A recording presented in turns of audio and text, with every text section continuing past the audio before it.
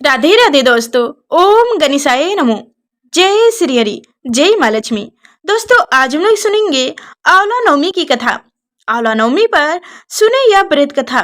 भगवान विष्णु और माँ लक्ष्मी होंगे प्रसन्न। कार्तिक माह की शुक्ल पक्ष की नवमी तिथि को आंवला नवमी मनाई जाती है। आज यही तिथि है और आज के दिन लोग आंवला नवमी मनाते हैं। मान्यता है कि इस दिन आंवला के वृक्ष की पूजा की जाती है। इस वृक्ष की पूजा स्वस्थ रहने की कामना के साथ किए जाते हैं। कई जगहों पर आंवले के वृक्ष के नीचे बैठकर ही इस दिन भोजन ग्रहण किया जाता है। माना जाता है कि इससे आयु और आरोग्य में वृद्धि होती है। इस दिन पूजा करने के बाद आंवलों को प्रसाद के तौर पर ग्रहण किया जाता है। आंवला नवमी को अक्षय नवमी भी कहा जाता है। कहा जाता है कि अगर इस दिन कोई भी शुभ काम किया जाए तो इससे अच्छे फल की प्राप्ति होती है। पूजा के दौरान आंवला नवमी की कथा भी सुनी जाती है। आइए सुनते हैं आंवला नवमी की कथा। इस कथा को ध्यान मंग होकर मन को एकत्रित करके इस कथा को श्रवण कीजिए। जय श्री हरि। जय माँ लक्ष्मी। एक राजा था। उसका प्रण था कि वह रोज 1.25 मन आंवला दान करके ही खाना खाता था। इससे उसका नाम आंवलाए राजा पड़ गया। एक दिन उसके बेटे बहू ने सोचा कि राजा इतने सारे आंवले रोजाना दान करते हैं, इस प्रकार तो एक दिन सारा खजाना खाली हो जाएगा। इसलिए बेटे ने राजा से कहा कि इसे इस तरह दान करना बंद कर दें। उनको इस तरह दान नहीं करना चाहिए। बेटे की बात सुनकर राजा को बहुत दुख हुआ और राजा रानी ने महल छोड़कर घने जंगल में जा बैठ गए। राजा रानी आंवला दान नहीं कर पाए और प्रण के कारण कुछ खाया नहीं। जब भूखे प्यासे 7 दिन हो गए तो तब भगवान ने सोचा कि यदि मैंने इनका प्रण नहीं रखा तो और इसका सत्य नहीं रखा तो विश्वास चला जाएगा। किसी को भगवान के ऊपर विश्वास नहीं रहेगा। इसलिए भगवान ने जंगल में ही महल, राज्य और बाग बगीचे सब बना दिए और ढेर सारे आंवले के पेड़ लगा दिए। सुबह राजा रानी उठे तो देखा कि जंगल में उनके राज्य से भी दुगुना राज्य बसा हुआ है।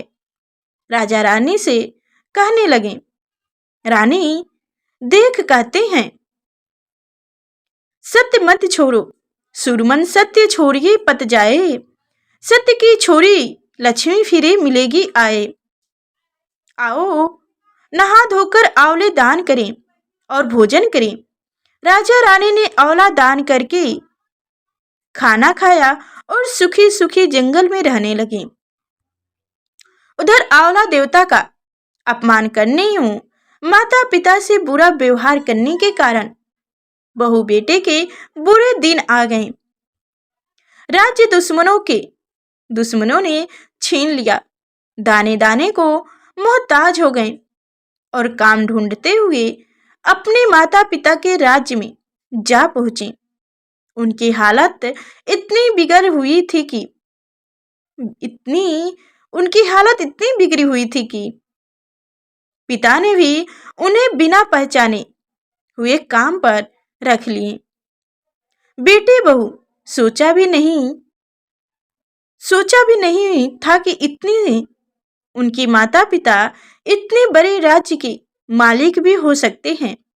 सो उन्होंने भी अपने माता पिता को नहीं पहचाना। एक दिन बहू ने सास के बाल गूंथते समय उनकी पीठ पर मस्सा देखा।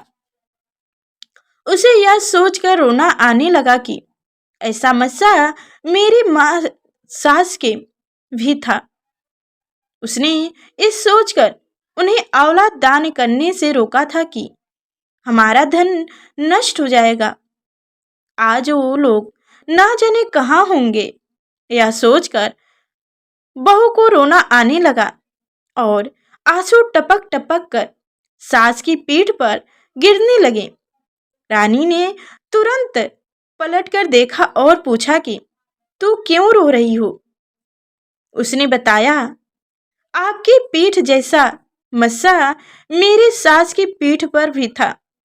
हमने उन्हें आंवले दान करने से मना कर दिया था, इसलिए वो घर छोड़कर कहीं चली गईं। तब रानी ने उन्हें पहचान लिया, सारा हाल पूछा और अपना हाल बताया। अपने बेटे बहू को समझाया कि दान करने से धन कम नहीं होता बल्कि बढ़ता है। बेटे बहू भी अब सुखी से राजा रानी के साथ रहने लगे। हे भगवान, जैसा राजा रानी का सत्य रखा वैसा सबका सत्य रखना, कहने सुनने सारे परिवार को सुखी रखना। जय श्री हरि, जय माँ लक्ष्मी। दोस्तों, अब हम लोग सुनेंगे कार्तिक स्नान की कथा। कहा जाता है कि कार्तिक महीने में स्नान भी किया जाता है और इसकी भी कथा आज हम लोग सुनेंगे। हिंदू धर्म में कार्तिक स्नान का विशेष महत्व है। पौराणिक कथा के अनुसार इस एक महीने में विधि पूर्वक स्नान, ध्यान, दान एवं उपासना करने से व्यक्ति के करोड़ों जन्मों के पाप मिटकर मोक्ष की प्राप्ति होती है। इसी कार्तिक स्नान से जुड़ी कुछ कथाएं भी हैं, जिनमें इल्लियों धून की कथा काफी प्रसिद्ध है। तो चलिए कार्तिक माह की इल्लियों धून की कथा सुनते हैं। एक समय एक इल्ली और एक धून थे। एक दिन इल्ली ने धून के सामने कार्तिक स्नान की इच्छा जताई, लेकिन धून ने कार्तिक स्नान के लिए मना कर दिया। इसके बाद इल्ली ने तो राजा की बेटी के पल्ले से लगकर कार्तिक स्नान कर लिया, पर धून जीवन में कोई धर्म की काम नहीं कर पाया। कुछ समय बाद दोनों की मृत्यु हो गई। कार्तिक स्नान के प्रभाव से इल्ली तो अगले जन्म में राजा की बेटी के रूप में जन्मी, पर धून अधर्मी होने पर गधा बना। गधी होने पर राजा ने अपनी कन्या का विवाह किया तो ससुराल जाते समय उसने अपनी पलकी रास्ते में ही रुकवा ली। जब राजा ने इसका कारण पूछा तो कन्या ने उस गधे को अपने साथ ले जाने की इच्छा जताई। तब राजा ने कहा, यह मत ले चाहो, या गधा मत मांगो और धन दौलत ले लो। पर कन्या ने गधे की ही जिद की और उसे अपने साथ ले गई, जहां उसे राजमहल में सीढ़ियों के पास बांध दिया। अब जब भी रानी महल से नीचे उतरती तो वह गधे से पिछले जन्म की बात करती, जिसे एक बार उसकी देवरानी ने देख लिया।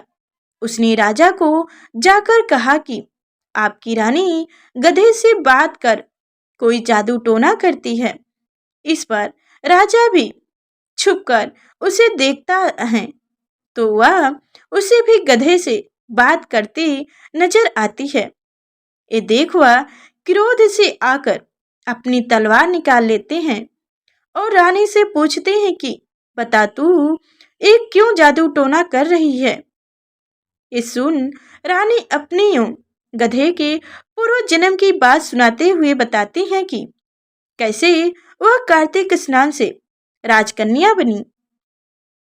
कार्तिक स्नान का महत्व जानकर इसके बाद राजा ने भी रानी के साथ कार्तिक स्नान करने का फैसला किया, जिसके बाद विधि पूर्वक कार्तिक स्नान करने पर राजा का महल धन्य धान से भर गया। कार्तिक स्नान पर पानी गधे पर डालने पर उसका भी मोक्ष हो गया। जय श्री हरि, जय माँ लक्ष्मी। जैसे आपने उस गधे का दिन पलटाए, उनको मोक्ष दी, वैसे कथा सुनने वाले, हुकार भरने वाले और सुनाने वाले सभी की अच्छे से दिन रखें, सभी की पापों को नष्ट करें। तो दोस्तों, ये थी कार्तिक आंवला नवमी की व्रत कथा और कार्तिक स्नान की कथा। तो हमारी कथा जरा से भी अच्छी लगी हो तो लाइक कर, कमेंट करें और ज्यादा से ज्यादा लोगों के पास शेयर कीजिए।